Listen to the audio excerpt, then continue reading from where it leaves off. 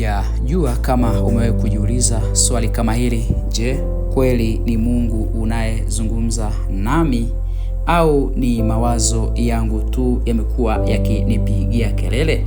Ikiwa kuna nyakati umekuwa katika ukimya, kichwa ukiwa umeinamisha, ukiwa unatoa machozi, ikiwa unajiuliza swali hili makini sana ambalo linaibua fikra na kutafakarisha zaidi, ni kuombe tu ungana nami mwanzo mpaka mwisho. Huenda ikawa kuna kitu Mungu anatamani ujifunze, namna ya kuisikia sauti ya Mungu na kutofautisha mawazo yako. Ni kuombe tu usisahau kusubscribe channel hii, lakini pia kubonyeza alama ya kengele, lakini pia na kushare kwa marafiki. Kuna nyakati katika maisha tunajikuta tumekaa kimya, tumeinamisha vichwa, macho yetu yamejaa machozi, na ndani ya mioyo yetu tunajiuliza maswali kwamba tunapopitia majaribu mazito, hivi haya ni Mungu yupo katikati yetu? Tunapokuwa katika wakati wa kufanya maamuzi magumu, tunajiuliza, hivi hii kweli Mungu ni yeye anazungumza nasi? Kuna nyakati tunatamani kusikia sauti ya Mungu, lakini tunashindwa kutofautisha kati ya mawazo na hisia zetu. Kuna wakati tunajisikia vitu moyoni vikizungumza katika akili zetu, katika roho zetu. Tunajiuliza, hivi ni Mungu anayezungumza? Kuna watu leo wanaishi katika hofu ya kufanya makosa. Wanaogopa kufanya maamuzi, wanaogopa kusema Mungu amesema, wasije wakakosea. Wanaogopa sauti za mawazo yao, lakini bado wanatamani kusikia sauti ya Mungu katika maisha yao. Ni kukumbushe tu kidogo, hebu tuanzie hapa. Tukumbuke mtumishi wa Mungu aliyeitwa Samueli. Wakati Mungu alipomwita, Mungu alimuita zaidi ya mara moja bila kuitambua sauti ya Mungu. Kuna mambo kadhaa yaliyofanya Samueli kutokuisikia au kutokuitambua kwamba ni Mungu anayezungumza. Moja ni kutokana na aina ya watu waliokuwa nao. Mmoja alienda kwa kuhani, lakini hata yeye hakuweza kutambua kutokana na maisha ambayo alikuwa ameyaishi hapo kabla. Kwa hiyo kuna nyakati sauti ya Mungu inaweza ikazungumza na wewe, lakini kutokana na mazingira uliopo na watu ulio nao ukashindwa kuelewa sauti ya Mungu. Lakini pili, kutokana na udogo aliokuwa nao, utoto wake hakuweza kuitambua kwamba ni sauti ya Mungu. Rafiki yangu unasikiliza hapa Hope Prize Ministry, kutokana wakati mwingine na uchanga wa kiroho ulio nao, unaweza ukashindwa kutofautisha kati ya sauti ya Mungu lakini pia na mawazo ulio nao. Utoto wa kiroho unaweza kuwa katika aina mbalimbali.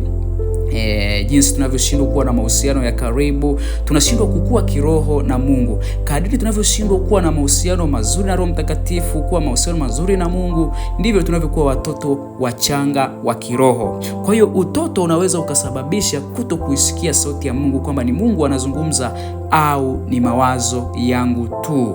Kwa hiyo ni kutie moyo rafiki yangu, ikiwa kuna nyakati umekuwa katika mazingira yasiyoweza kusapoti sauti ya Mungu, unaweza kuachana na hayo. Lakini pia ikiwa kuna nyakati umekuwa mtoto wa kiroho, kila wakati hukui, huwezi kuelewa, ninakutia moyo ya kwamba jifunze ili utoke katika hali hiyo. Sasa Mungu ni kweli anazungumza. Je, nawezaje kutambua kwamba hapa ni Mungu anayezungumza au ni mawazo yangu tu?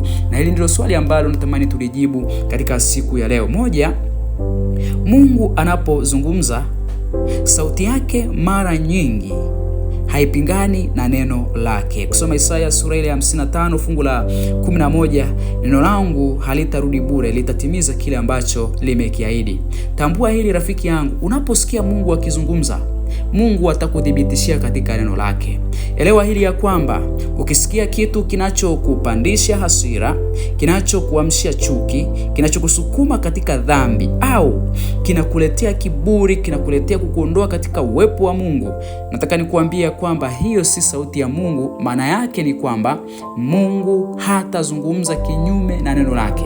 Mara nyingi majibu ya Mungu anayatoa katika neno lake. Ukiona yupo mtu anasema ya kwamba amezungumza na Mungu lakini hana udhibitisho katika neno, ni dalili ya kwamba si sauti ya Mungu. Lakini pia tambua hili ya kwamba sauti ya Mungu huambatana na uhakika wa ndani.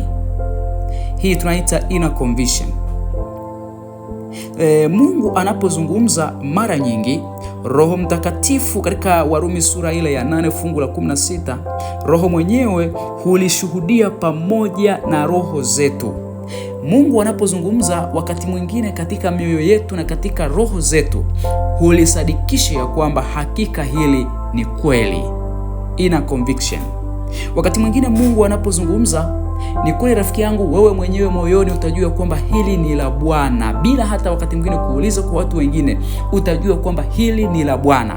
Lakini pia tambua ya kwamba halitatofautiana na neno la Mungu jinsi lilivyosema.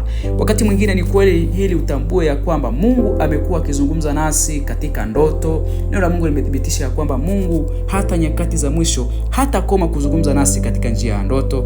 Atazungumza nasi kwa njia ya maono, atazungumza nasi katika njia za kawaida na njia zisizo za kawaida. Lakini tambua hili, ili uweze kutofautisha mawazo yako na sauti ya Mungu, ni pale tu ambapo hicho unachokiona, hicho unachokiwaza hakitakuwa kinyume na neno la Mungu. Mungu wetu amekuwa akizungumza nasi. Nikutie moyo rafiki yangu, ikiwa kuna sehemu umesikia sauti ya Mungu, nenda kadhibitishe katika neno la Mungu. Lakini pia wakati mwingine Mungu anatumia watumishi wake. Mungu akubariki.